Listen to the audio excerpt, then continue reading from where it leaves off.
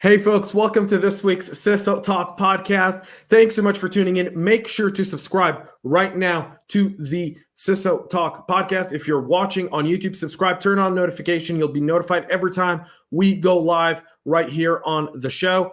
I'm donning the Paisley. You guys have voted. You guys won. So go out and support the Wounded Warrior Project and all the brave men and women that are recovering from PTSD and other critical injuries. The Wounded Warrior Project does an amazing job. Every $150 donated to this cause go directly to the Wounded Warrior Project. Every single dollar. You get to see me in more awkward Paisleys as the price goes up. Once we reach our $5,000 goal, there will be a Paisley that none of you will ever want to see me wear ever again. So the link is below in the show notes. Go and donate to that amazing cause. I've got an awesome episode coming up for you guys today. I've been talking about it for a few weeks. Ron Green, Robin Bienfait are going to be joining me here in just a moment as we give you a highlight into the preview of our Fireside chat that will be available on Tuesday for the Global Cyber FinTech Conference that I will be co-hosting with my awesome Robin Bienfait. You guys are going to love it. So you can go register right now for your free virtual pass. If you want to be in person and you're a CIO or CISO, please reach out to me or Robin and we'll get you your free pass as well. And without further ado, why bore you with anything else? You guys want to hear from the people. So here we go. Let's kick it off. From the CyberHub bunker and studio, you're listening to the CISO Talk podcast. No sales, no bullshit, just straight talk. Straight talk. And now for your host and CISO, James Azar.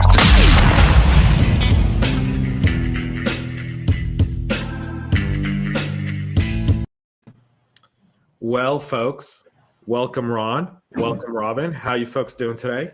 All right. So for everyone, I feel like we need to have a cocktail now, right? Like, well, everyone who's watching us now is eating lunch. So I hope your box lunches are good. For those watching us on the main floor, I'll kind of kick this out to either one of you. But we've seen over the last year the elevation of the role of the CISO, right? And specifically the role of the CISO has now been kind of, we've been taken outside of the kids table, as many people would argue, into the boardroom. And not only are we now talking about risk, but we're talking about a lot more than risk today. And Ron, that's evident in your title. You're not Chief Information Security Officer, you're Chief Security Officer. Talk about that elevation in that title and what does that mean for other CISOs going forward? Sure. And I'll look at it two ways. One is, just in general, you're seeing more companies get deeper engagement with their Chief Information Security Officer. I think you are now an oddity if your Chief Information Security Officer isn't presenting at the board at least once, and more often than not, they're actually presenting quarterly.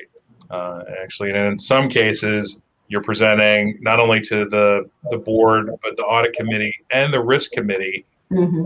So you have this like running conversation with the board members, and that's because in the cyberspace, it's infrastructure that's always under constant attack. There's always new threat vectors, and there's always new things that the adversaries are trying to take advantage of that makes headlines. And then when companies aren't paying attention to those headlines, something bad happens, and then those companies are then put on the headlines, and then you see the things that they weren't doing. They weren't talking to their CISO, or they weren't hearing the thing that their CISO was saying, or they were turning a blind eye to, some of the issues that they had in their environment. And so at the board level, the board wants to understand that the information security officer has the support, that they are in fact knowledgeable and know how to help the company advance their security maturity. So the board really wants to hear that. And then there's the combining of security with physical and cyber. Actually, when I worked for Robin, that was the first organization that did the combination of cyber and physical. And the reason for that is, and I'll just go back to my first example of entering into a company where they first put the cyber and the physical together, where if you have an incident and your physical security guys are saying, look, this is great, we got it all under control, there's nothing to worry about. But then you turn your seat a little bit and you talk to the cyber guy, it's the same issue. And your cyber guys are saying, this is the worst thing to ever happen. There's no, these are new things that are happening, and we've never seen it before. If you're the business owner or leader or executive, and you have your security teams telling you this, well, what sense do you make of it? And so you should put those things. It's good to put those things together. And I'll tell you, our adversaries don't say, look, that's a physical attack. That's a physical thing. I can't do that. I'm cyber. I need to attack on the cyber front, and I can't touch the physical front. They have no boundary or border. So in business, because information security and cyber was new, you had physical security paradigms that were already in place. Cyber started to come up, and we were treating it like this other thing. But it's just security. Yes. So you're seeing more and more companies put those together to give a company a holistic view of the security of their environment. Yeah, that's a great point. You kind of spoke of how cyber was being siloed, right? Initially and early on, we were kind of siloed under IT, right? Cyber's IT. It's an IT function. It's nothing else. Today, I think cyber is more of a business enabler. Robin, you're a board member. You sit on multiple boards today. How have you seen the board start discussing the role of the CISOs over this period of time? Well, it's kind of, I used to sit on the other side of the table as a member of management. And oftentimes, I would get asked as a member of management from the board, what are you guys doing in this space? And, our product may have been very secure, but the infrastructure it rode on and was working on had a lot of access privileged issues, root issues, all kinds of issues. So really, from a company perspective, the boards don't know really what to ask. And what I've seen now with boards, like I said, I'm on a bank board, I'm on an insurance board, I'm on an investment team board. I'm the technologist at the table. So I'm sitting at the table asking somebody like Ron, who's sitting on the other side of the table, the questions, because I know where those gaping holes are. So I'll come in and ask something as simple as, where are we on patch management? And I won't speak out of school, but some of these companies are years behind in patch management, not a couple of months, years. And when you know that, you're just thinking, okay, well, you've got bots all in your infrastructure. So it's kind of like trying to explain to the board, so you have a disease and we need to go get treatment, and we need something that flushes the treatment out, but we've got to go make sure that we've got treatment going on. And, when you hear things like that, my hair just wants to go straight up, and everybody around the table doesn't understand just the 1, 2, 3s of good hygiene in your infrastructure. And yeah, moving to the cloud fixes some of that maybe for you, but in the mix, you need to understand the infrastructure issues and things that you need to address if you move to a cloud environment, a public cloud environment. So having a technologist on the board, I'm the one who asks the strange questions. Usually I'll ask a question to either the CISO or the CIO, or sometimes the CTO, and they'll give me an answer. And then at one of the breaks, this board member will lean in and say, why did you ask that? I mean, what was that about? I said, well, just think of it like our roof has got 1,000 holes in it, and there's no tarp over the roof right now. We're leaking data as we're talking. So we're just it's like you feel like you're like a little time bomb that's going to go off any minute. And yet everybody's sitting around having a cup of coffee or a cocktail hour, having a drink, and we're all saying it was a nice board meeting.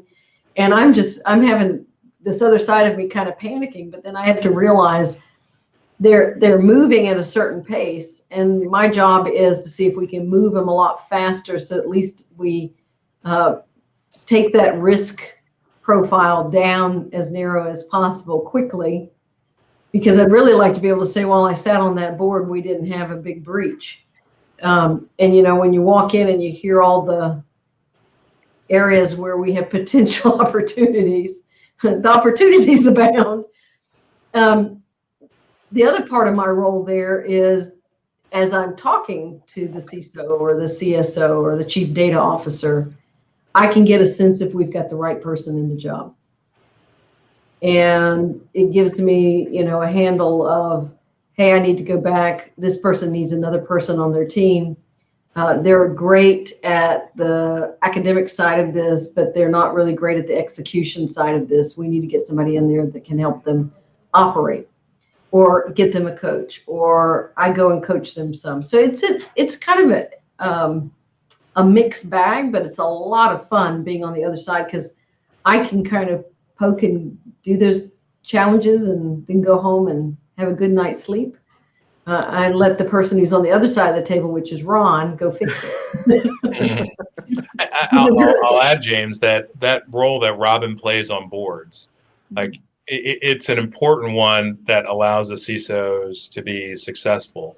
And more regulators, not just in the U.S., I see it in other countries, when they ask about the mix of the board, they're looking to see if they have like a Robin, somebody that can, actually challenge the chief information security officer to say whether or not they're the right person, or whether or not they got enough resources or assets, or if the funding really is, or even understand what they're saying. Because sometimes as CISOs, we can, we are so enamored in our space that when we talk to other people who don't know about it, we just make this assumption that, they can add it up and put it together. They know exactly what I'm talking about, when they don't know what we mean if we're not clear. But if you have a board member that is actually understanding what you're saying, it makes it I can tell you the rest of the board will look to Robin and say, well, did Ron say stuff that made sense, and do you feel good?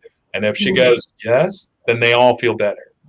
Exactly. So we'll break at the end of the board meeting into executive session, and the first thing on the executive session, so Robin, the answer that you got on such and such, were you happy with that? And my answer would be, I need to have a little phone call because I need to ask another question. I just knew that if I continued down that path, we would have been in the conversation for another hour. I have confidence that the person knows what I'm talking about, so let me loop back with you. If I feel like I need to give that individual a little bit more time to describe what they're doing. But when you come into something and you find you've got not hundreds of patches to perform and tons of end of life, the vulnerability and the level of risk there is huge. And those of us that have been in the trenches, like Ron is doing today, knows how fast those attacks can happen and how often they're being attacked. And if you don't think your infrastructure and your environment is in battle all the time, you're wrong. And you've got to have the best front line or first line that you can put in. And sometimes it takes somebody on the board like me to say, are we funding that? Because then that's where the funding does get tripped over, because they know a board member understands that we might be not putting enough money to shore up some of the infrastructure that needs to be taken care of. Yeah, you bring up a good point around patching. I think for a lot of practitioners, we think of it as, to me, I would assume if I came into most companies, everybody'd be, pretty much up to date or a month or two behind maybe, or handling priorities and getting to the other stuff. But to find out that some of these companies are years behind, look, it's pretty scary. Microsoft Exchange proxy logon, there's still about 10,000 or so servers out there that haven't been patched. Eternal Blue, there's still stuff that hasn't been patched yet. I mean, this is stuff that's 3 years old. Pulse Secure, I can keep naming stuff. Like when I do my practitioner brief in the morning and I'm talking about a CVE from 2017, I'm speechless. And that's only what you can see on the internet face, right? Exactly. Because there's more. If you got in behind whatever that is, you're going to see a lot more. And all they need is to get in, and once they get in, they see all those other open doors. Like they can be running all over your network. These things linger.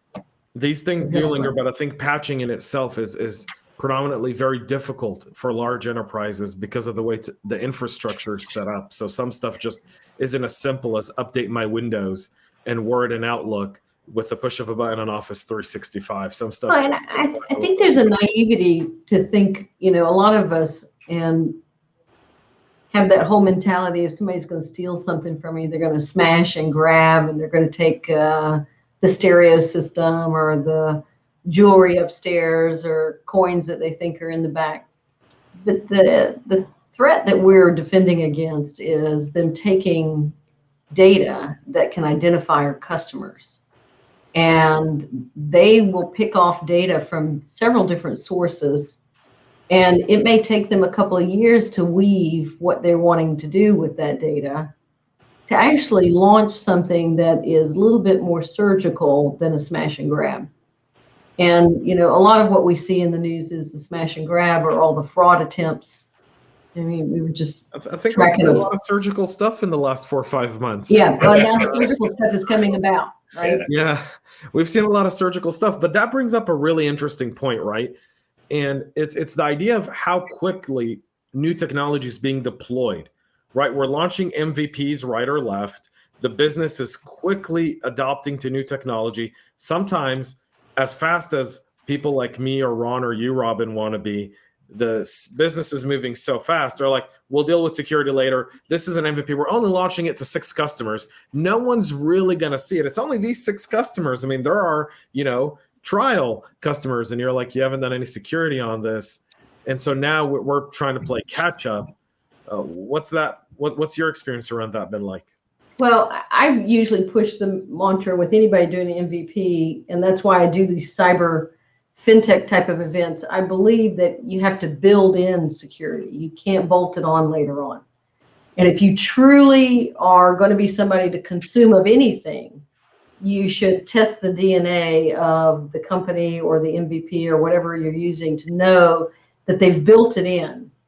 They've architected security into the system and environment, and even to the data layer if they can, of what they're trying to do. So I try to promote those companies that have already got that kind of thinking as a part of their team. Focus on that first, and the feature set will come. So, that bolting on later on, it's one of those, the toothpaste is already out of the tube, and you'll never get it back. I don't know. You can always put it on the tip of the toothbrush. And brush your teeth with it. Yeah, you spread it around. Ron, I kind of want to kick this off to you. What are some of your best practices in dealing with, quickly deploy technology that sometimes, security isn't consulted on, or it's just kind of, well, all we did is just set up a bunch of S3 buckets, out there for just, a few MySQL queries, a few EC2 instances. No big deal. It's data from 15 years ago.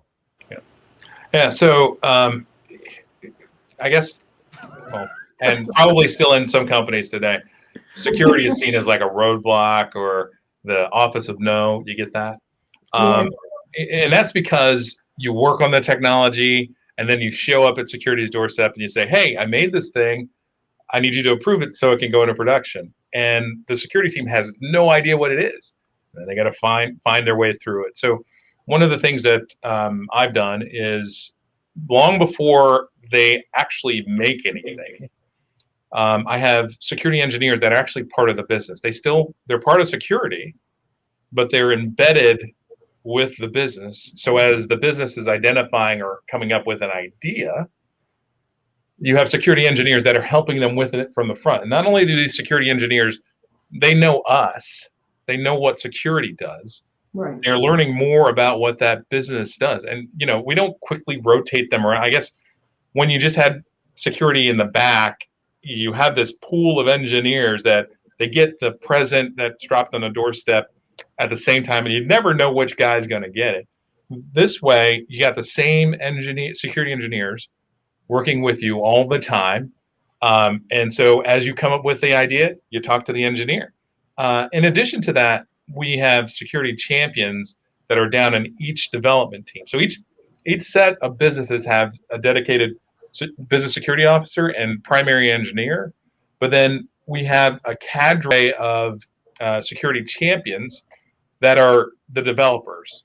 We train some of the developers to be, super security smart developers that are out in the development team. So they're thinking about security in their little development teams. So you got to put security up front. Otherwise, it's going to run into the roadblock of security on the back end. And then I also have I got a research arm. I have effectively a mad scientist who he and his team, they're always looking at new technologies, new security solutions that are, look, we have our security roadmap that takes us 3 to 5 years, but they're looking for other things that are coming or should be coming that we should put bets on and know about to see if those will actually end up in our security roadmap. So those are our approaches to new tech. It's very interesting because MasterCard has become almost a cyber vendor from one side of it because it's investing in buying cybersecurity companies because it sees value. How much of a contribution do you make on those types of deals, Ron? Are you a part of that identifying process and kind of looking at that technology and going, this is definitely something we should hedge our bets on? Yeah, we actually are. We are the like customer one, right? For all of those solutions, anything that we bought security related, we actually use. It's once upon a time. The first time I heard anyone ever say, we eat our own dog food. It was Robin said it at a meeting that we were at BlackBerry. But at MasterCard, I changed it to drinking our own champagne because I told him I didn't eat dog food. Yeah, that's right. And yes,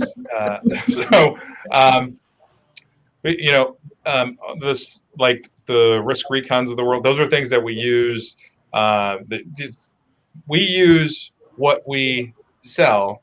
The reason it's important for us to invest in security is we're about trust, right? Mm-hmm. Our whole people need to use their cards wherever they are, and they need to trust that the transactions are secure. And the only way to ensure that the ecosystem is secure is by making sure that we can give the right solutions to our customers to make sure that the transactions are secure all the time. And we'll also do things just because it's the right thing to do, like the Cyber Research Institute or the Cyber Peace Institute or the Cyber Talent Initiative. We do a lot of things to try and help the greater ecosystem become more secure, because if everybody's secure, the transactions that you take part in are more secure. So it's not enough just to secure ourselves. We got to secure the whole ecosystem. And the best way to do that is to consume of your own capability. Yeah. Well, I mean, you have to look at the challenge. One thing I constantly talk about, and I think it's often underestimated, is how well our adversaries speak to each other and how easy they make it to share information and resources. And then we in security, the practitioners, the people who do need to pull our resources, are behind so many like ounces of red tape and so many different challenges in terms of information sharing and cooperation that if you don't pick up the phone and call someone, you're likely never going to know sometimes. And I think that's one of the things that our community is starting to slowly pick up on. But you'd almost wish that that pace would be as quick as the COVID, reactionary pace would be, right? Like, can we get an information sharing, practitioner internal process done now, so that information can be shared and not be, 2-3 weeks old. By the time you get an alert, it's so stale. It really means nothing. Well, there are things that we can do now, or that we should do to help with greater information share between just not only the private institutions but also with government. So, like in the financial services side, there are more of these things because I forget which criminal said it, but why do I rob the banks? Because that's where the money is. Well, banks and other financial service institutions are just always under attack from people looking to get access to money. So you have so within the U.S. we have the Financial Service and Information Sharing Analysis Center. Actually, it's not. That's actually a global. Right, the FSISAC. Yeah, right. The FSISAC. It's a global function. We just worked with them and NATO on something called Lock Shields last week, where we got a chance to work with with a number of other industry partners to, defend against attacks.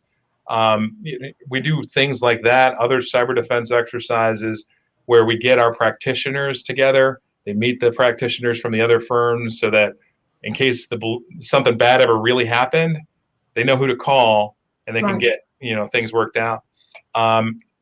We also have like the FISC, the Financial Service Sector Coordination Council, where, we work closely with U.S. Treasury and the Department of Homeland Security in order to share information back and forth. We have classified briefings that result from that. And there's always still more that we can do to improve the communication flow. But these are things that, groups can join today in order to get access to these things. And I'm sure there are other things that are out there, but, just off the bat, those are things I'd throw out that, if you're a financial service company, you can join in today. There's also like the DSAC, Domestic Security Advisory Council. That's good for any firm. It's an FBI-funded organization that allows information share. That's only U.S. There are opportunities out there that we can join now or improve. I will say this: when I was in Israel in 2019 with a group of CISOs, we visited the Israeli CERT, and they had the FS-ISAC regional SOC inside the Israeli CERT. Essentially a separate office that had 5 people working in it, all part of the FS-ISAC, sending information across the globe. And the FS-ISAC is powered by the membership. The companies make it, which is so great about it. It's the people in the process that are going to improve it. And if we can somehow or other shield them in a way that they can share information across the lines, we can have a stronger united front and make people aware of other learnings. And it was just hard to do that because there's this fear of somebody finding out what's going on within one shop and it getting out and being in the news and hurting the brand. So we've got to get to where we dampen that down and allow the security professionals to have that chatter amongst themselves in a secure and private manner. So I just wrote an article on Substack, and it's called The Microsoft Doctrine. And I build a business case as to how Microsoft's reaction to the proxy logon and SolarWinds and Microsoft Exchange actually raised their stock price to a 52-week high. And I build the entire case, including charts of what the stock did when on December 10th of 2020, when we found out about SolarWinds, to about mid-December, right before Christmas, when Microsoft found out that someone looked at their source code, to January when they were notified, to March when everything started going down with the Exchange vulnerabilities and actual threat actors taking advantage of it, and everything that Microsoft did in that period of time of communication. Press release, blog, press release, blog, blog, blog, blog, blog, blog, blog, on their website, updates. And their stock went up their stock's at a 52-week high. Communication. Yeah. And what they did is they restored confidence in their product. So no one said, I'm leaving Microsoft. No one said, I'm going off Exchange. No one said, I can't trust these guys. Everyone looked at I look at Microsoft today and I see a partner. I see a real partner. They're not hiding anything. And so, safe, selfless, shameless promotion. Read that article. It's a really good thing to, by the way, present to the board, because it shows that if we're transparent about what we're working with and what we're dealing with, chances are most people are going to be forgiving. But if you hide behind your interns, that may not work so well for you. Yeah. I just on Robin's point about some firms being reluctant to share, this is where you got to have a good general counsel that supports information sharing. More often than not, I've been in different groups of CISOs and chief security officers, and sometimes I hear my peers say, look, because we're like talking to the FBI or something, and they say things like, you should regulate that we share information. And I cringe at that. I don't need another Government's not telling you what to do. But they're asking for that because their general counsel won't let them share. Right. Their general They're counsel. being prohibited. Yes, they're being prohibited from doing it. So because their general counsel won't let them do it, if they get a requirement to do it, that will free them up to do it. You got to have a general counsel that sees the benefit of information sharing in order to enable that CISO to do it. So that brings up a great point, Ron. You and I first met on the board of the NTSC, the National Technology Security Coalition, a few years ago. You're one of the founding members. I think MasterCard was one of the founding members of the NTSC, if I'm not mistaken. Yes. Right. It was It was you and Tim Callahan and a few other of the guys over there that have started the NTSC. And for those who don't know, at the NTSC, ntsc.org, I've had Patrick on the show a bunch of times. We try to do our quarterly legislative update of what's going on. And we know that, if it wasn't for a lot of the efforts of the NTSC, CISA would still be some weird named agency. Right? It would have been like it was NPPDPP, wasn't it? It was It had nothing to do with cyber in the name. There's got to be somebody out there who makes up all these acronyms. No, it was actually pretty funny. CISA didn't really exist. The NTSC helped push it. The NTSC isn't responsible for it, but they did help educate lawmakers and speak to them about how important it is to have CISA there. Groups like the NTSC, it's important. You get a body of practitioners, the people that do it, and you get enough of, big character. They're at a big firm, and not only do you have like the U.S. banks or all of the organizations that are a part of it, you got their brands and their leaders of the information security practice. It makes an impact to like legislators, people that are coming up with law. I'm hearing from a good, knowledgeable body about things that are important to them or things that we can do to help protect the nation, because they have to do it every day. What are the things that are in their way? And you hear it it's not just a one-off. It's a resounding message from a number of practitioners. Yeah, I mean, the federal data breach notification law that's coming up, that's something that the NTSC has been working on for 3 years now, I think from 2017 or 18. It's finally on the floor for a vote. Hopefully that gets through this session, so that way you have to report to the FTC and no 50 AGs. That's kind of nice. The federal data privacy law, another good thing that the NTSC has also contributed to. And yeah, that's really important. So we're almost out of time. And I wanted to bring up the NTSC because I think the work that the NTSC does for CISOs and getting the voice of the CISO heard, not the voice of someone who's selling something, but the voice of the guy who's actually doing it. Like having to get the work done. Right. I mean, I'm going to DC tomorrow, and I'm meeting with elected officials to talk about immunity for companies that do information sharing at an event of a data breach. So could we create a level of immunity where, like Ron so eloquently just said, my general counsel won't let me share, but hey, Congress just passed an immunity bill. None of the information we release can be used against us unless it's negligence, and this is what negligence is. Could we get immunity? I think there's still a fear of brand impact.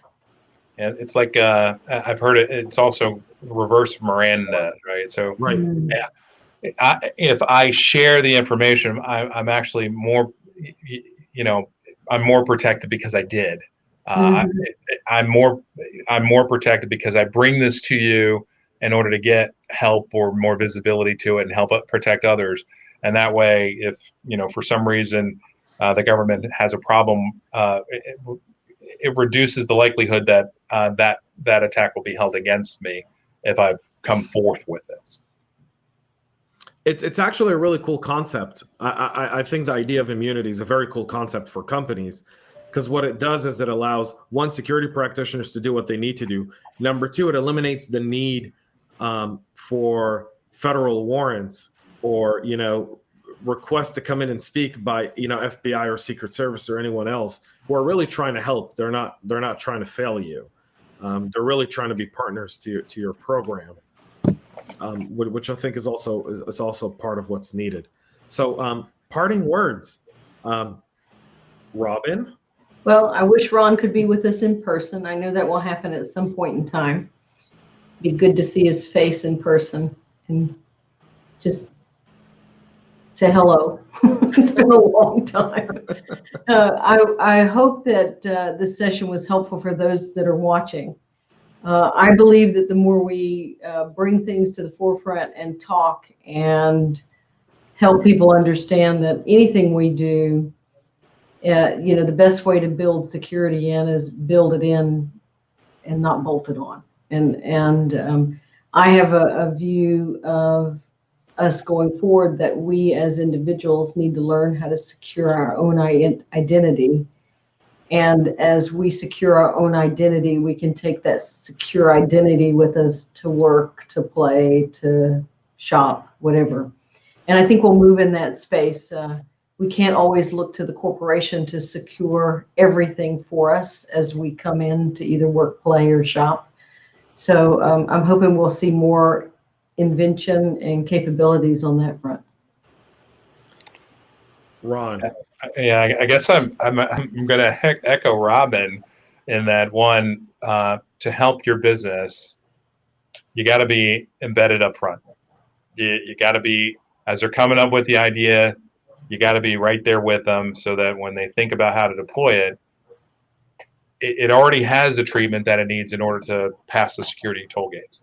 It already knows, the things that are required, that are met, and that way it can go through. Or it actually understands enough mitigation to be acceptable as an exception to the rule, right? So, and only because you're forward and working on it can the business move smoothly through. Otherwise, they're gonna hit the wall. They're gonna choke. They're gonna stop. They're gonna hate you, or they're gonna try to figure out how to get around you. And you have to go back into redesign. Yeah, and a lot of times, if you design with it in mind and in play, and make that part of your DNA, you'll find that you'll build even more clever products and capabilities. I mean, look at all the capabilities with biometrics today and ease of use that you can get from putting that within some of your capabilities.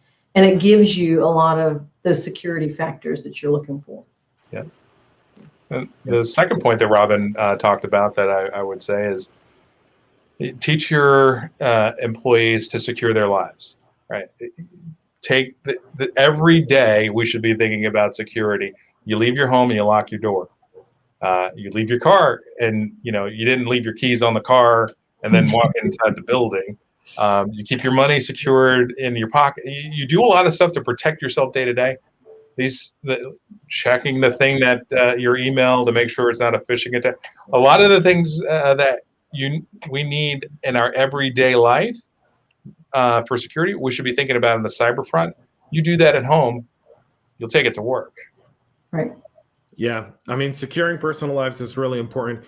On the biometric side, Robin, something very interesting. I did a survey, my unofficial LinkedIn surveys, I like to call them. But when you get 1,000 people responding, you kind of get a pretty decent sample size. So we asked about the idea of, I discussed the movie, the documentary Coded Bias that's on Netflix. And we kind of talked about biometrics and facial recognition and some of the algorithms. And the question I asked was, how comfortable are you if a company required you to use biometrics? And it was a 2-to-1 negative. People did not want to give their biometrics to any organization to be used to identify them in any shape, way, or form. It was they use it to open their iPhone. But it's a different usage for a lot of people. Still, it's captured. It's like anything. Once you've captured it and it's printed, somebody told me, once you've written it down on a piece of paper, it can be held against you in a court of law. It's just like the moment you released it someplace in the internet. Once you've given your biometrics in one place, it can be used. I actually have several of the Apple security team coming on the show in the next few weeks. And one of the things we discuss is the idea of the biometrics on your iPhone, which essentially means those biometrics never make it to the iCloud. That's why when you replace the phone, you've got to re-upload your biometrics because they stick on the device and you own that device. So as long as you own that device, those biometrics are yours and Apple never sees it. Apple doesn't interact with it. Apple just verifies it against your device, which is a little different from how companies view it. It's a very interesting predicament with a lot of people within the workplace of how they see biometrics over time. It's very, very interesting. It's a discussion that's probably going to carry us over the next 3 to 4 years. Now, there's technologies out there already. I mean, we're on cameras constantly. Right. Cameras coming into the building, cameras leaving the building, cameras right now watching us on this video. Yeah. Yep. It's very interesting how people are okay to be on TikTok, but not okay for something else. I think it's a conundrum. I think it's a conundrum, but it's a good one. It is. I want to remain private, yet I'm on Facebook, Twitter, giving everything up. Instagram, LinkedIn, I'm not on anything. TikTok, you name it, I'm there. And recently, Clubhouse, where your voice is now being recorded and available for API digestion in massive. So yeah, Gary and I had a very funny conversation about that one. So folks, that's it. For everyone watching us at the event, you'll see me in a black t-shirt unless we're at $4,200 by Monday night. Then I'll be wearing paisley for the event. So as much as I want to raise money, please let's reach 4,200 on Wednesday. Oh, we want you to rock the money for the Wounded Warrior. I am. We have a goal of $5,000. It's we're halfway through our goal. We're already at like $2,700. Great people have donated, and it's absolutely magnificent.